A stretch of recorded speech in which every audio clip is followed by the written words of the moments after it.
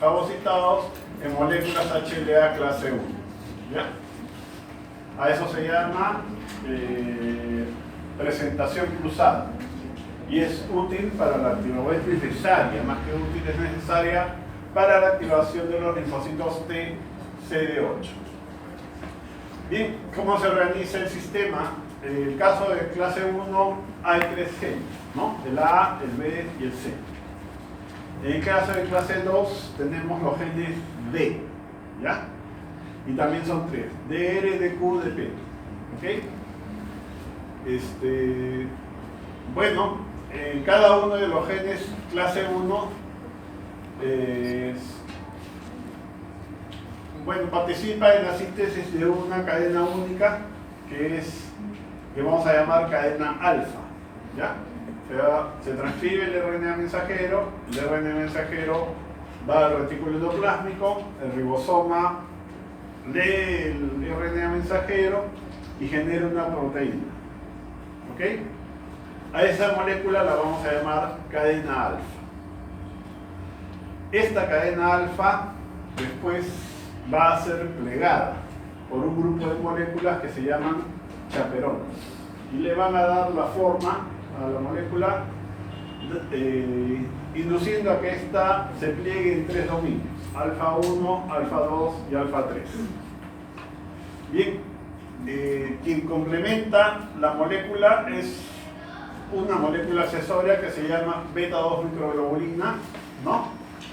Que se sintetiza en un gen que se encuentra en el cromosoma 15. ¿Ya? La molécula, una vez que ya está conformada, es llevada por las chaperonas a unirse a un complejo molecular que se llama TAP, TAP1 y TAP2. Son moléculas transportadoras de antígeno que también se encuentran en el retículo endoplasmático. ¿Ok? En cambio, en el caso de los HLA clase 2, ¿no? Los DR, QDP, van a generar RNA mensajeros que van a inducir la síntesis de 2 cadenas moleculares, alfa y beta. ¿Okay? Estas cadenas alfa y beta después van a ser agrupadas en pares por una molécula accesoria que se llama cadena invariante, ¿no? Y una vez que se forma el complejo molecular, la cadena invariante junto con las moléculas HLA clase 2 son almacenadas en vesículas, ¿no? Dentro de la vesícula, la cadena invariante se degrada y para cada molécula HLA clase 2 le deja un residuo que se conoce como clip. Y estos complejos quedan almacenados hasta el momento en que se produce la fagocitosis. Bien, acá tenemos el HLA, por supuesto súper simplificado. Son 3 regiones genéticas. Clase 1, que es la más telomérica, el telómero está para allá y el centrómero está para acá. ¿Ya? Entonces la más telomérica es la clase 1 y la clase 2 es la más centromérica. Al medio está el HLA clase 3, ¿no? Donde hay genes para las moléculas de complemento, C4, el factor BS2 y también para citoquinas, ¿no? Linfotoxina beta, factor de necrosis tumoral, ¿no? Y linfotoxina. Bien. Bien, acá están los genes clase 1, A, B y C, y los genes clase 2, ¿no? DR, DQ, DP. Entre DQ y DP se encuentran genes para moléculas que van a participar en los procesos de presentación antigénica. Por ejemplo, el gen para la molécula DM que interviene en la presentación antigénica clase 2.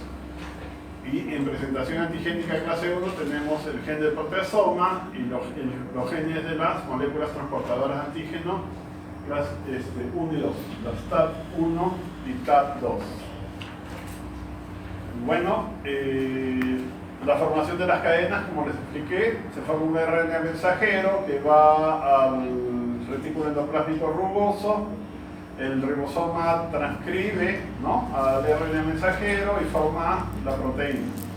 En este caso es clase 1, se forma una cadena alfa que es plegada por las moléculas chaperonas y después se le acopla la beta 2 microglobulina que se sintetiza a partir del cromosoma 15. En el caso de la clase 2, vamos a tener la síntesis o transcripción de dos moléculas, ¿no? Una alfa y una beta. Los dos complejos, las dos moléculas son muy parecidas, ¿ya? Tienen, podríamos decir, casi la misma estructura, ¿no? Tienen una porción intercitoplasmática carboxiterminal muy cortita y la región transmembrana, ¿ya? Después se sigue el dominio inmunoglobulina. El dominio inmunoglobulina es no polimórfico, ese no cambia. Es una secuencia que es igual entre todos nosotros, ¿ya? En el caso del dominio inmunoglobulina corresponde en la cadena alfa al dominio alfa 3 y aquí es donde se va a unir el correceptor CD8 del linfocito T CD8, ¿ya? En el dominio inmunoglobulina, bueno, claro, en el caso de la cadena clase 2, ¿no? El dominio beta 2 es para que se una el correceptor CD4 del linfocito T CD4.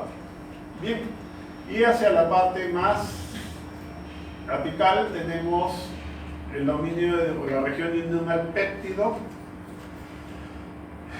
En el caso de clase 1 comprende los dominios alfa 1 y alfa 2, y en el caso de clase 2 comprende los dominios alfa 1 beta 1, ¿ya? Estas son las regiones polimórficas.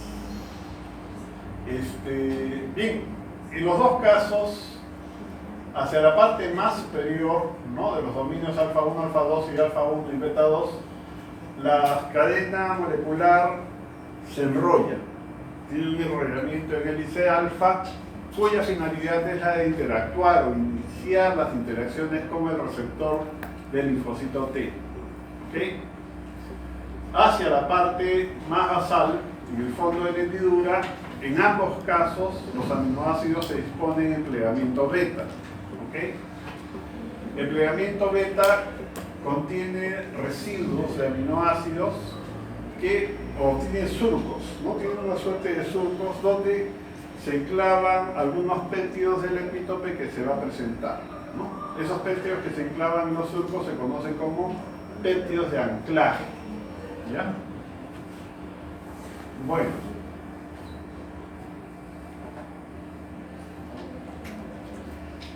Ya. ¿De qué tamaño son los péptidos que puede presentar la molécula clase 1? De 9 a 11 aminoácidos, ¿ya? En el caso de clase 2 puede presentar péptidos que van hasta 30 aminoácidos de tamaño. Bien, esta es la hendidura, ¿no? El enrollamiento alfa y en el fondo el plegamiento beta. Esto forma una suerte de bolsillo donde se va a fijar la molécula que va a ser presentada, ¿ya?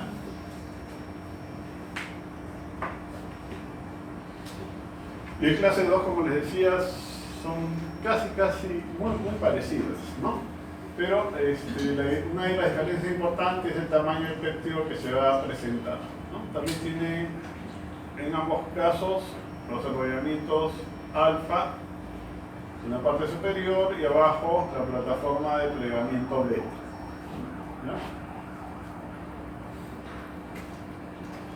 Bien, les decía también que hay codominancia de expresión paterna y la expresión materna se va a dar por igual, ¿no? Tenemos paterno, materno, ¿ya? La expresión materna, clase 2 y clase 1, se expresa. Y en caso de los genes paternos, clase 2 y clase 1, también se van a expresar. Eso se llama codominancia. En segundo lugar, se expresa los genes, ¿no? El grupo genético se va a heredar en bloque. A eso se llama enlazamiento, ¿ya? Y tercero, la expresión, ¿no? La expresión va a ser de toda la secuencia materna y toda la secuencia paterna. La expresión se le llama haplotipo. Ya, como les decía, esta es la nomenclatura, ¿no? Tenemos el gen A, ¿no? A1 y A2. ¿Qué quiere decir? Que el padre tiene dos alelos, ¿ya? Es el gen A, pero acá es la variante 1 y la variante 2. La mamá tiene el gen A, la variante 29 y la variante 3, ¿ok? Y los hijos van a expresar los haplotipos paternos y maternos, ¿ya?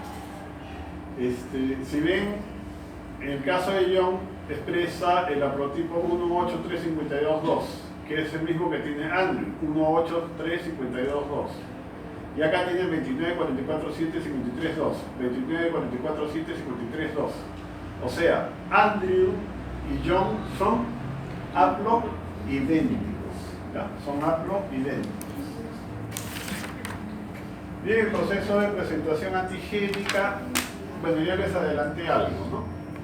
En el esquema que vamos a manejar, que es el de siempre, es la célula dendrítica, la que captura el antígeno, y se va a activar y después va a migrar al ganglio linfático regional, donde va a presentar el antígeno del germen o de la partícula que ha capturado. ¿Quién va a reconocer el antígeno?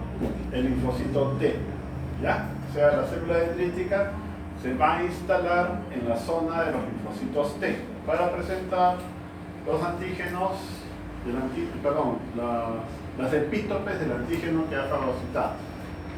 Algunas premisas. Las moléculas, la presentación antigénica HLA solo sirve para presentar aminoácidos, o sea, péptidos. ¿Ya? No se presentan carbohidratos ni lípidos. Entonces se van a generar receptores que son específicos para la secuencia de aminoácidos. ¿Ya? Los linfocitos T solo reconocen estas moléculas cuando están unidas a moléculas HLA. No reconocen los antígenos sueltos. ¿Ok? En el caso de los CD4, van a reconocer aquellos péptidos que están unidos a moléculas HLA clase 2. En el caso del CD8, van a reconocer aquellos péptidos que están unidos a moléculas HLA clase 1. Cada molécula HLA solo puede presentar un péptido, ¿ok? Nada más. Bueno, las características esas, como les decía hace un rato, ¿no? Los enrollamientos alfa, por ejemplo, facilitan las interacciones de la molécula HLA con el receptor y de esta manera también se facilita el reconocimiento antigénico. ¿Okay? Bueno, el péptido que va a ser presentado es incluido en la molécula HLA durante el proceso de su ensamblaje. ¿Okay? Bueno, eso lo vamos a explicar más adelante mejor. Y las moléculas HLA presentan antígenos propios y también antígenos extraños. ¿Okay? Presentación HLA clase 1, lo vemos en el gráfico mejor, ¿no? Esta es la vía del proteasoma. ¿Ya? Esta es la vía del proteasoma. Entonces, ¿qué va a pasar? Les decía que las moléculas, la presentación clase 1, podemos decir, está restringida a la presentación de moléculas o proteínas que se encuentran en el citosol. ¿Ah? ¿Ya? En el citosol. Entonces, ¿qué va a pasar? Acá, por ejemplo, hay un virus, ¿no? Y hay una proteína viral que va a ser, en primer lugar, marcada para ser degradada. ¿Ya? Las moléculas o las proteínas celulares pueden tener fallas, pueden dejar de usarse, pueden deteriorarse y los antígenos también todas estas moléculas son marcadas para ser degradadas y quien las marca es otra molécula que se llama ubiquitina. ¿Ya? O sea, son ubiquitinizadas, ¿no? Los complejos ubiquitinizados son capturados por el proteasoma. el proteasoma tiene afinidad por la ubiquitina. Y una vez que los captura, retira la ubiquitina, o sea, los desubiquitiniza, ¿okay? Para degradar la proteína en péptidos pequeños que son capturados por el complejo PAP de las moléculas transportadoras de antígeno e introducidos en el retículo endoplasmático. Hace un rato les dije que las moléculas clase 1 son llevadas y fijadas cerca, próximas a las moléculas TAP, y esa es la finalidad, ¿no? De que algunos de los péptidos que son introducidos por las proteínas transportadoras de antígenos sean incluidos en la hendidura de la molécula clase 1. Cuando esto se produce, el complejo molecular es transportado vía endoplasma rugoso, retículo endoplásmico rugoso, retículo endoplástico liso, aparato de Golgi, ¿no? Y en el aparato de Golgi se forma una vesícula que después lleva al complejo molecular a la superficie celular, ¿no? Y esto va a ser presentado al linfocito T. Como es clase 1, ¿quién va a reconocer el complejo molecular? El CD8. ¿Ya? Bien, se les explicaba que la célula dendrítica presenta antígenos del fagolisosoma, los puede pasar al citosoma para presentarlos por vía clase 1. Eso se llama presentación cruzada y solo lo hace la célula dendrítica. Hay dos vías, una dependiente del proteasoma, que es como la expliqué, y otra que no depende del proteasoma, ¿ya? O sea, independiente del proteasoma.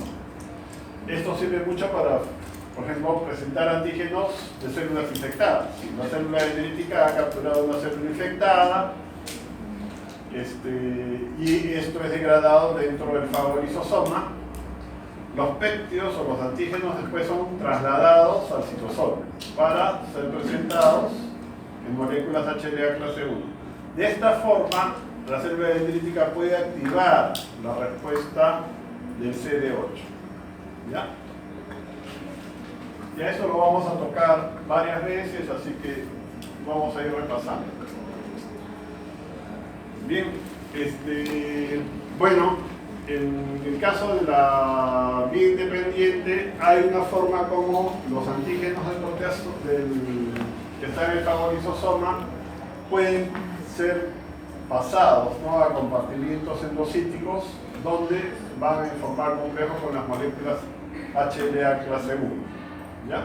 Y la dependiente del proteasoma, bueno, ya se las expliqué.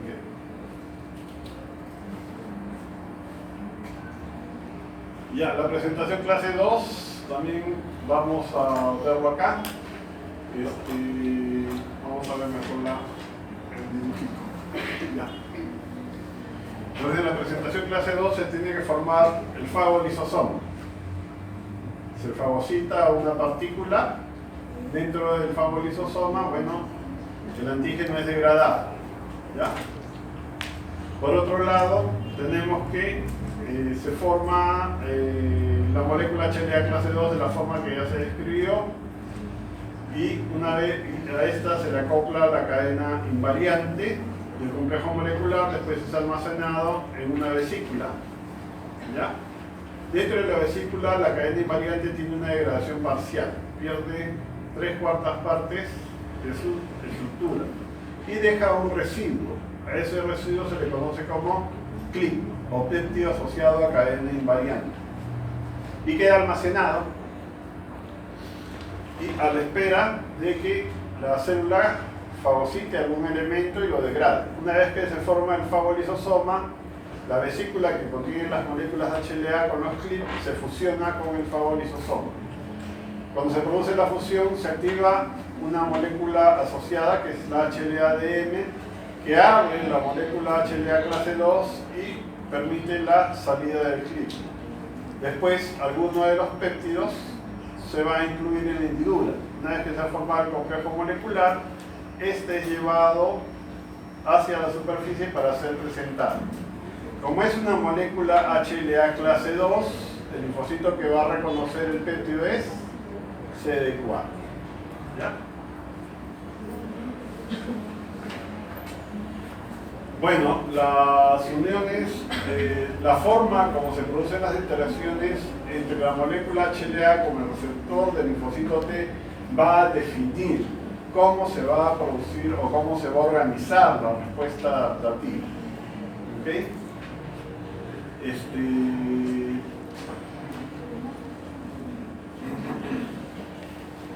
Para la respuesta contra bacterias es necesario que la presentación antigénica sea potente, ¿no? Que permita la formación, que favorezca la respuesta mediada por macrófagos, ¿ya? En cambio, en el caso de los alergenos, de parásitos, por ejemplo, es necesario que se genere una respuesta de tipo TH2, con formación de inmunoglobulina E, ¿no? Con activación de eosinófilos. Los tipos de interacciones que favorecen la diferenciación clase 2 son estímulos de tipo prolongado y de baja intensidad, baja o moderada intensidad. En cambio, los estímulos que favorecen la formación de TH1 son estímulos potentes, ¿no? Por ejemplo, que se presenta una infección por un gram negativo, entonces hay fiebre, hay malestar y es de aparición brusca. En cambio, para un parásito uno no se da cuenta que lo tiene, ¿no es cierto? Y pueden pasar años sin que uno se dé cuenta.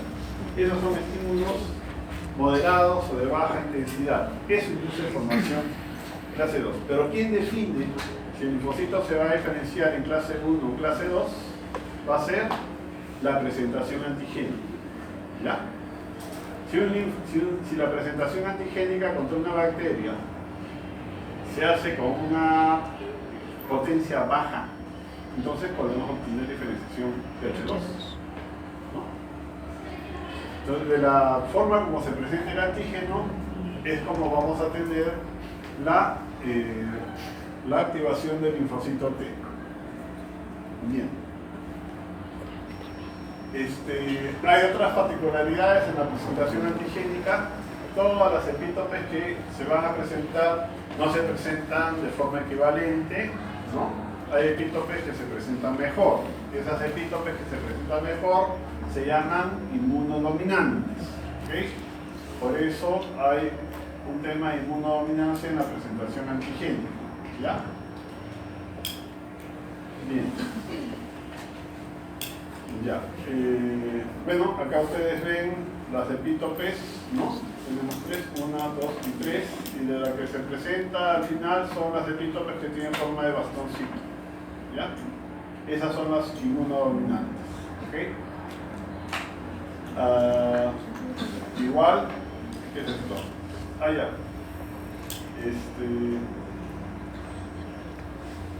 Bueno, dentro de lo que es presentación antigénica, en el caso de la activación del linfocito T, el linfocito T CD8, el citotóxico, la presentación antigénica va a activar esta célula, ¿no? Tiene un rol de activación celular para la eliminación de células infectadas, ¿ya? Bueno, la presentación antigénica también va a definir, por ejemplo, la colaboración entre acá el linfocito helper con los macrófagos, ¿no? La presentación antigénica y el reconocimiento del antígeno que está siendo presentado por el macrófago hace que el linfocito T genere moléculas e interacciones que va a terminar amplificando la actividad fagocítica del macrófago y facilitándole su capacidad de eliminación de gérmenes, ¿ya? En el caso de los linfocitos B, la presentación antigénica permite que el linfocito T colabore con el linfocito B para su activación y producción de anticuerpos, o sea, su transformación en célula plasmática productora de anticuerpos. Ya.